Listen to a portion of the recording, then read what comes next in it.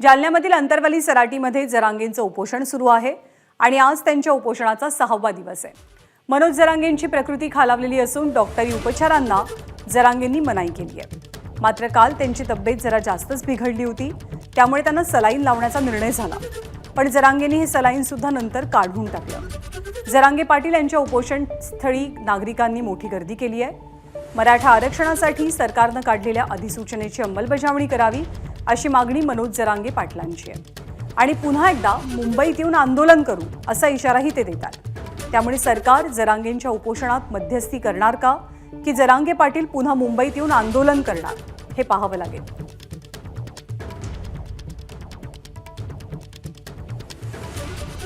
आपले प्रतिनिधी रवी मुंडे सध्या आपल्या सोबत आहेत।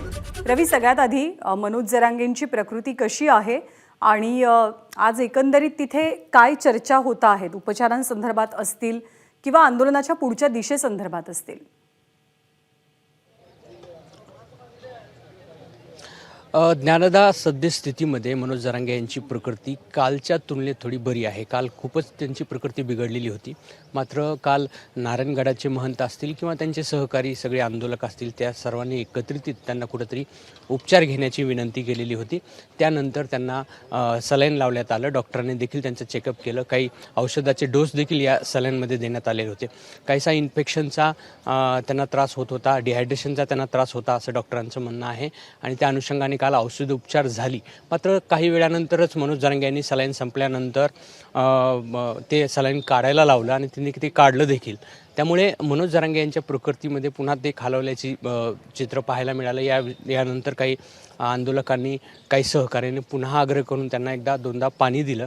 काहीसं तोच त्यांच्यासाठीचा एक दिलासादायक होतं। कालच्या तुलनेमध्ये थोडीशी आजची प्रकृती बरी आहे। मात्र काल जसा जसा मेसेज गेला की त्यांची प्रकृती खालावत जाते, तसं तसं आंदोलक महाराष्ट्रातले वेगवेगळ्या ठिकाणचे या ठिकाणी एकत्रित यायला लागलेले होते। कुठेतरी सरकार दरबारी त्यांचा आग्रह आहे की यावरती तोडगा निघायला पाहिजे।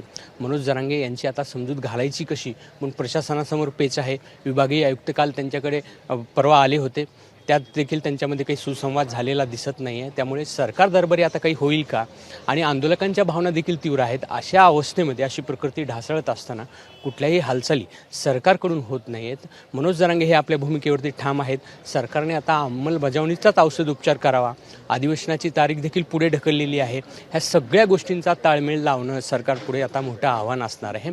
काल त्यांनी सलाईन काढल्यानंतर आता पुन्हा आज काही त्यांच्यावरती वैद्यकीय उपचार होतात का, त्याला ते प्रतिसाद देतात का, हे देखील महत्त्वाचं आहे। प्रकृती मात्र खालावत चालल्यामुळे आणि परत जरी त्यांना औषध उपचाराला नकार दिला तर पुन्हा त्यांचा हा पेच सोडवणं सरकार पुढे मोठं आव्हान असणार आहे। बरोबर रवी, ताजी माहिती वेळोवेळी जाणून घेत राहू। तुर्तास धन्यवाद। एबीपी माझा, उघडा डोळे बघा नीट।